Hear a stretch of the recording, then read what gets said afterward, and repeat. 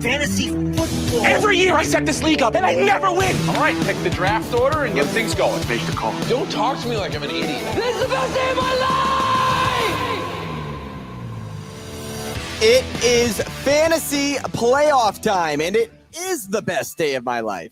Although I feel more like my friend Kevin earlier on in the intro that said, I set this league up every year and I never win. That's how I feel right now in the God Bless Fantasy Football League. However, it's only been 1 year, so it does a tribute to that quote. I don't even want to talk about it. It is only ever again. A small sample size, just that 1 year's time. But hey, welcome to the fantasy playoff episode here on God Bless Fantasy Football alongside Sasha Durkin. I'm Andrew Rogers. There are many things a man can do with his time, but none are better than this. And I know it's in the middle of your workday. Maybe it's around your lunch hour, but we appreciate you tuning in and sending those questions for us that you have, that you maybe are questioning certain players as fantasy playoffs approach. But as we do every week, we'll go through the list. We'll start with our quarterbacks. We'll go down to defense. It'll be for this week and beyond. I know my list probably stretches a little more beyond than Sasha's, but we will hit on week 15 in particular and how it moves forward from there. Yes. I didn't even pick a tight end because I was like, I don't like any of these people. And the ones that I do like, listeners feel confident. The ones that I did like, everybody should own by now, I would think. You know, tight ends are so few and far between. There are the top tiers, which include Travis Kelce, Mark Andrews, and then there's those middle tier tight ends, and then you have the one-offs that go off for maybe a game, and then you don't hear from them the rest of the season. So, I'm not letting you down. For the most part, you should own a good one by now. Tight ends haven't just been there this year. Kyle Pitts gets hurt. He goes away. Darren Waller's been injured all season long. It has been hard for a lot of fantasy owners. But in regards to fantasy playoffs, here's my waiver disclaimer to you. If you don't play in a league where there's a punishment for last place, do not use your waiver. Do not burn your waiver and mess up something that has playoff implications in your top 6 tier. Don't burn your waiver. Take away a player that, is necessary for this team to keep thriving in the playoffs. Like, you're out. I know you paid your league dues. It may be an unpopular opinion, but you're out. Don't be that guy. Don't do that. You're going to make enemies, and you may not even be in the league next year. Right. Yeah, exactly. And at this point, we've gotten you to this point, and we've given you all of this information and our suggestions up to this point. So there should have been players on your bench that you were stashing. I understand that everybody plays a little bit differently strategically, but this week, if you really absolutely had to, there are a few people that you could pick up that maybe you haven't thought of. And as we move into week 15 and beyond, here's where I'm going to start. It starts at the quarterback position, and I know I'm not going out on a limb here. The player that it all starts and ends with is Jalen Hurts. And he is the number 1 player in fantasy for a reason. But he's a playoff difference maker, and that's why he finds his way onto the list. There's nobody better this year at the rate that he's going to compete with him fantasy-wise. Yeah. Hurts' lowest point total was 16.9 points this year in a standard league. It happened twice. He's hit 20-plus points 8 times and 30-plus points 3 times, and that includes the last 2 weeks. And in that 20-plus point total, if you took the average of those 8, he'd probably rest more at 25, 26 than he would at the low-end 20s. Right. He is the type of player that you rely on that will get you to the fantasy finals just by having him on your team. He's the guy that if you have a wide receiver that falls off a cliff one week, he picks you up. Same thing with running backs. He fits and fills that void. This week, he'll just toy with the Bears defense. My only concern, the weather. Not to say Jalen Hurts can play in the cold, but it's supposed to be 0 degrees in Chicago this weekend. I don't like playing in the cold. I don't like attending anything when it's cold outside. But I hope Jalen Hurts is the hot hand on the football field that day. Yeah, definitely. I agree with you. I took a little bit different approach this week. I went through, let's say you have a quarterback that's injured, you feel like you're scrambling. Who could you pick up that might be a good streaming option for you? Look, I understand Matt Ryan is Matt Ryan, okay? But and he's been turnover prone over the last couple weeks specifically, but there is a chance to rebound this week against the Vikings defense. Entering week 14, the Vikings are allowing the 7th most fantasy points per game to quarterbacks and allowing a league high 287.2 passing yards per game. I think it's a good matchup if you're really desperate and you didn't for whatever reason backfill your roster. I'd pick Matt Ryan up. Yeah, if you had to. The Vikings defense is arguably the worst in the NFL. What happened?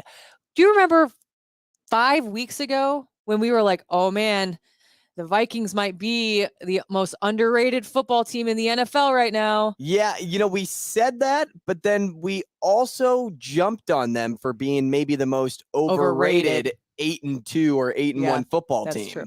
So it was easy to make the assumption because they kept winning games because Justin Jefferson kept putting them in positions to win football games. I wouldn't even go as far to say Kirk Cousins did it. It's been Justin Jefferson for that team this year. Definitely. But in regards to that defense, it's just not working.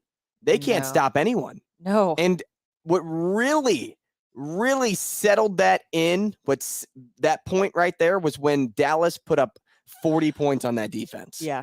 And it really it made people reflect on this Vikings team and say, are they as good as we think they are? And frankly, they aren't. No. If I'm a Vikings people fan. People don't like that, Kirk. If I'm a Vikings fan, I'm worried about the Lions right now. Oh, absolutely. Finding a way to overtake the NFC North. Yeah. Will it happen? Probably not. But don't count it out. Wilder things have happened. So, speaking of NFC North, my second quarterback on my list and playoff difference maker for the next 3 games is Justin Fields.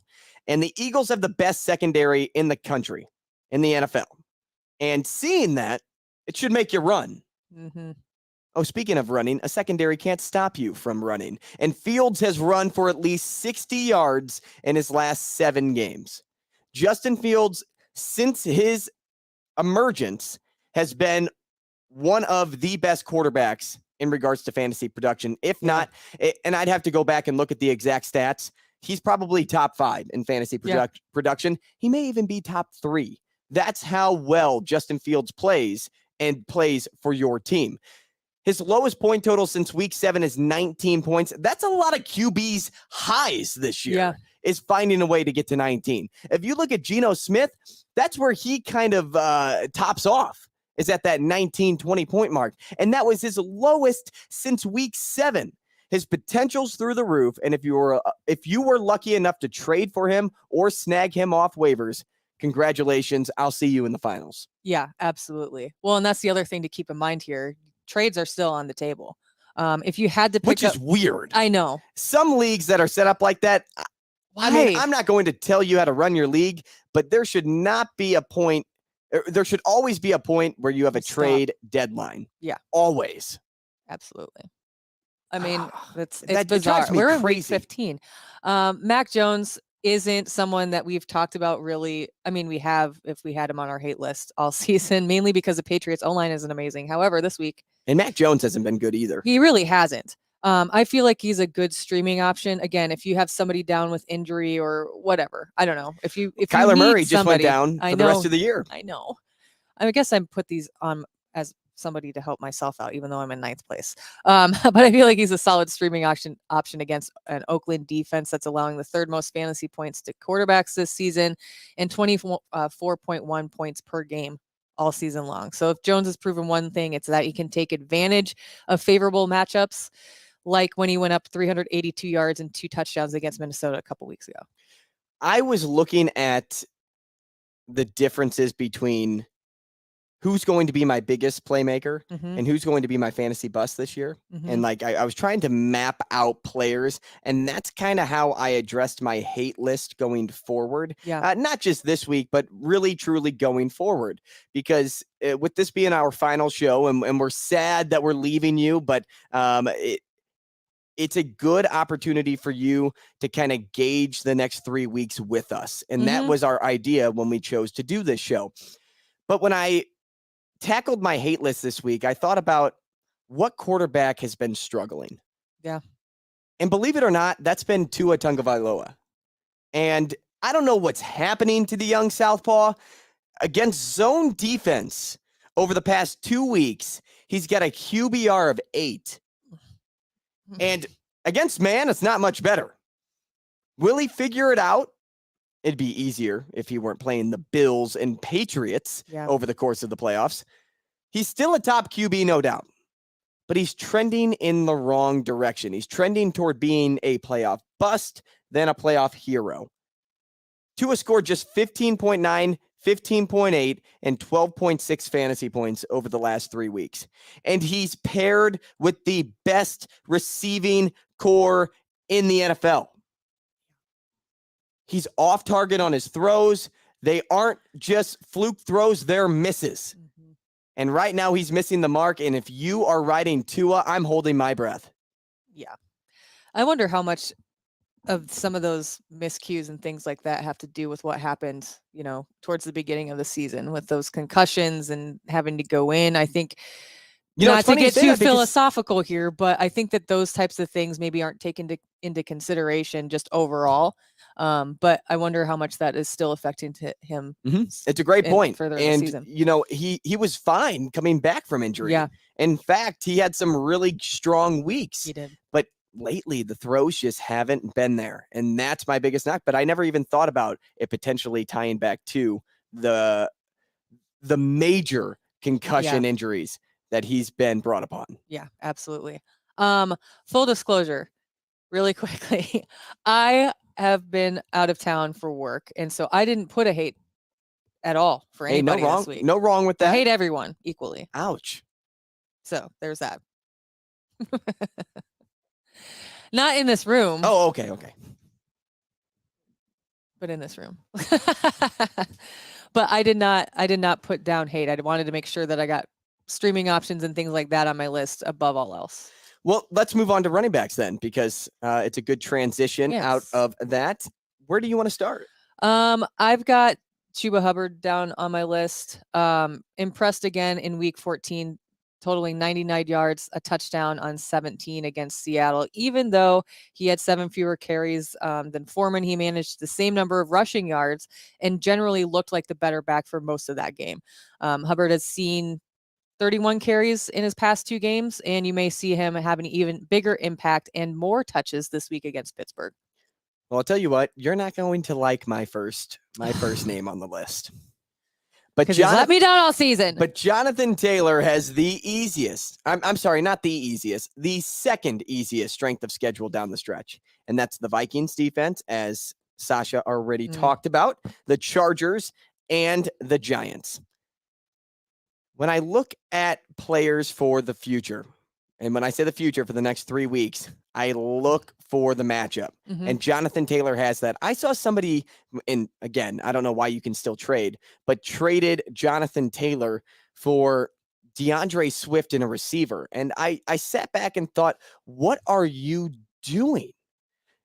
Are you just so upset because of the production from Jonathan Taylor being down this year? But expectation, yes, it was through the roof, but this dude was insane last year. I mean, he was on a different planet all season long.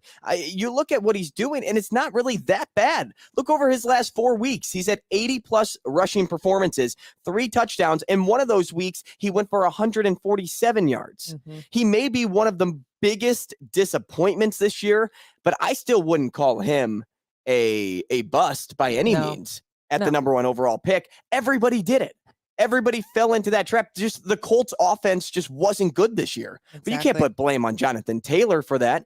Now, what kind of falls into play? There's no Jonathan in team.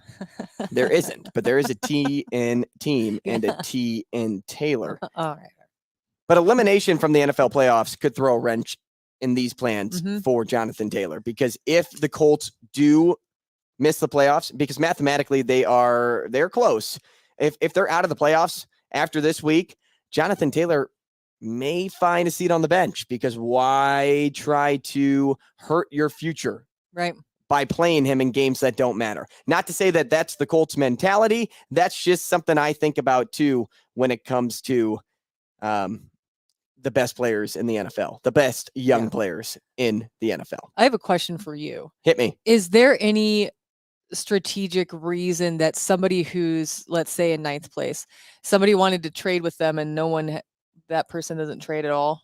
Like if somebody was really in despair and wanted to, say, pick up a Jonathan Taylor in a trade, is that a good strategy within your own league to try to grab players that maybe you've wanted all season that we've suggested If that you are can on a still team, trade?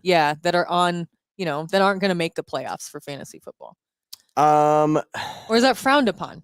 Are you saying like in cahoots with one another? So like if you were in 9th and I was in 2nd, Right. and I'm like, hey, you give me Jonathan Taylor. Yeah. And you're like, well, I have nothing to play for. Does anyone do that? Is that frowned upon? Yes. Is that highly what is frowned that called? upon? Fraternization? Collusion. That was my maniacal laugh. In those cases, more often than not, it's like, hey, you give me Jonathan Taylor, I'm going to give you your money back once I win. Oh, and so like now you fall into some political waters is Gotcha. how I'm going to put it. When you I've deal never with done things that like before, but I saw, I do have Jonathan Taylor on my roster. Mhm. I'm in 9th place. I'm not playing for butthole, unless it's like a super fair trade and the league can vote on it. Okay, then gotcha. yes. But as I stated, Other people probably didn't wonder that, but I've never asked that before. But as I stated prior to this, you shouldn't even be able to trade at this point. Yeah. In the leagues that do allow trades all year, it's ridiculous. Yeah. Because think about if the NFL did that and they didn't have a trade deadline, that would and be all of a unfair. sudden you get to the Super Bowl, Right. and you're like, well, I could give up a ton of pieces to get Devontae Adams from the Raiders, and now we set ourselves up great to win the Super Bowl. Right. Like nobody's makes going to do sense. that. It's unfair. If you're going to do that, do it early. Yeah. Okay. That's my point. I just had never asked that before. I'm off my or even thought soapbox. about it to be, and then took it a popped step in my down. head, so I thought I'd ask you. Hey, I love questions. J.K. Dobbins is my second favorite, and it's great to have him back. That's kind of how I labeled him this week. He played 43% of the snaps with 15 carries, 120 yards, and 1 touchdown. Tyler Huntley is not going to light the world on fire. And that leaves J.K. Dobbins to do just that. He gives the Ravens the best chance of winning. If the Ravens want any chance at fighting for a bye once they get to the playoffs, J.K. Dobbins is going to have to lead them until Lamar Jackson gets back. And this week, he has the Browns, who have allowed the 3rd most fantasy points per game to running backs, and Cleveland has allowed the 7th most rushing yards, plus the 2nd most touchdowns to running backs this year. I realize this is a one-off. It's not an overreaction, but given what's going on with the Patriots running back situation right now, I did put Pierre Strong Jr. on here. Finally broke out in week 14, rushed for 70 yards and a touchdown and just 5 carries, and added another 20 yards on 2 catches. Ramondre Stevenson is out. Damian Harris is dinged up. It's possible that Strong is starting again in week 15 in a favorable matchup again against the Raiders. Even if Damian Harris returns, Strong could have a strong flex value. If you will. How about that? Pierre Strong, the South Dakota State Jackrabbit. Talk about somebody that just came out of nowhere on Monday Night Football. Legitimately. Hey, I don't like Joe Mixon going down the stretch here, which is weird because Joe Mixon's he's an RB1. Like I drafted him, some drafted in the 1st round, others in the 2nd round. But Taylor, I started with Taylor, and he's in the positive category when it comes to strength of schedule. Joe Mixon's not. If Joe went to Cold Stone, there would be no fix-ins for Mixon. He has the 26th toughest strength of schedule, and that's the Bucks, the Pats, and the Bills. I had to throw in an ice cream reference. I mean, that's my favorite sweet treat. Anyway. And he had a good showing against the Browns, and as I already read you, the Browns stats are not good against the running back. But I'd be shocked if he's anything more than an RB2 in these final 3 games because he's facing the Bucks, who are supposed to be better than they are right now and could be at any point. The Pats, who have the 2nd best fantasy defense in football, and the Bills, who are right behind them. If you look at Joe Mixon, he's going down the hill. You don't want that. You want to be going up. You want to be going up when we're in the fantasy playoffs. Yeah, absolutely. Should we do wide receivers? Let's do it. I've got, again, we approach this differently as we usually do on this podcast, but I put down DJ Clark. I understand you're like, what? Why? Austin is here. What's good? What's good with you, Austin? Austin's chiming in. How can you Yes. see that? I have eagle eye vision. Holy It was a cow. joy listening to y'all this season and really worried about my matchup this week. Good. I hope you are. We'll look at it in a second here. No, his matchup this week's a bye. Oh, That's why he said that. Okay. I didn't look. But DJ Clark has either caught a touchdown or had at least 98 yards in each of the past 3 games. Almost did both in week 14, catching 6 of 7 for 94 yards and a touchdown. Even with Jamison Williams back, Clark is seeing the second most snaps among Detroit's wide receivers, and the Lions offense has been effective lately, which is a good thing. And I think that gives Clark good value in any matchup, especially against the Jets. DJ Chark. Damn it. I wrote down like the H and like had notation. So what's funny Chark. is you can read what's Chark. all the way on I that can't screen read my over there, own but you notes. can't read what's in bold in front of your face. It's H. Does that mean you're farsighted, right? Well, if I don't have contacts or glasses, I can't You're see blind. my hand in front You're of my face. Hey, somebody I really Modern like medicine. moving forward is CD Lamb. And I was between him and AJ Brown. I was going to Okay. give you one or the other. AJ Brown has the easiest strength of schedule from a receiving point of view. Devontae Smith, of course, is one step behind him, and that's because Devontae Smith is number 2 over in Philadelphia. But CD Lamb and I think it was Michael Gallup that were 3 and 4, but I went with CD Lamb because his fantasy matchups feature a trip against Jacksonville and against Tennessee, and that matchup against Tennessee's in your fantasy championship. And well, let's just start here. CD has been held under 100 receiving yards in all but 2 games this season. But against the Jags, they've allowed 250 passing yards, which is 28th in the NFL. I look at all of this to say that this is rebound mode for CD Lamb. Check out the stats here for Tennessee. Not only have they allowed the most fantasy points per game to receivers at 41.9, but they also have allowed by far the most yards and touchdowns and highest passer rating on passes of 20-plus air yards.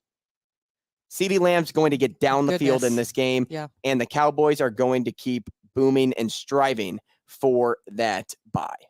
I mispronounced the name and I didn't put a second receiver. I don't know where it went. I'll follow that up though, because against the Titans this week is Mike Williams. Yeah. And Mike Williams is top 19 fantasy points in 4 of his last 5 healthy games.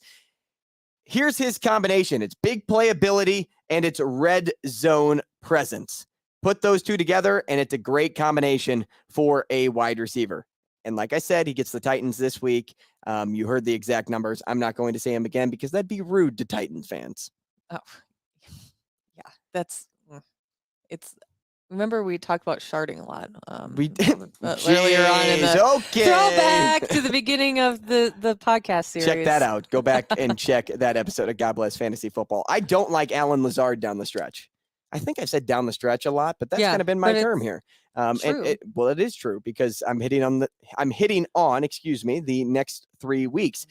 He was looked at as the top option going into this season, but Christian Watson quickly took that over.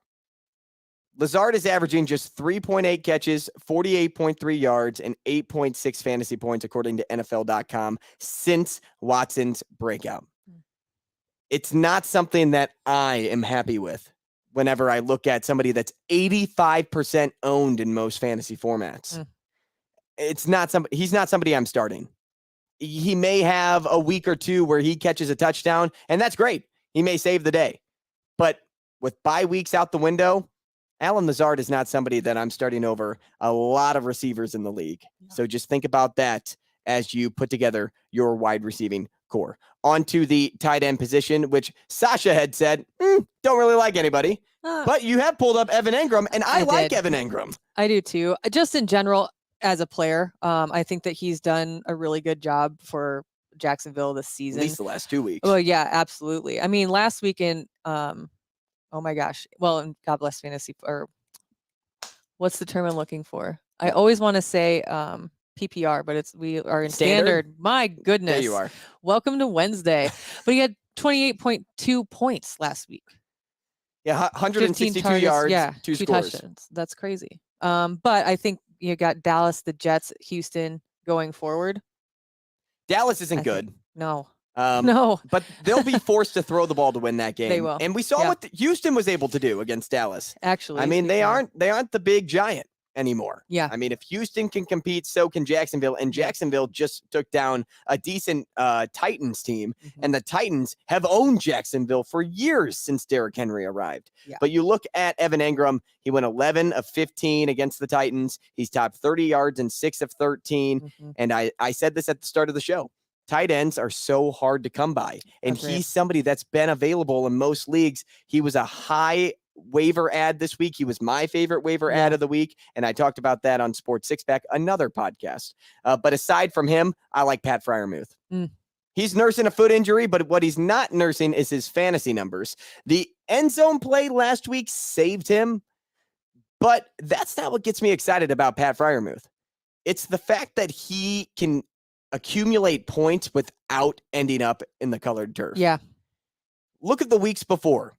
70, 30, 70, 30, 50, 70. Like, that's his numbers when it comes to receiving yards. If he ends up in the end zone, a lot of times it's when he has 30 yards, like it was last week.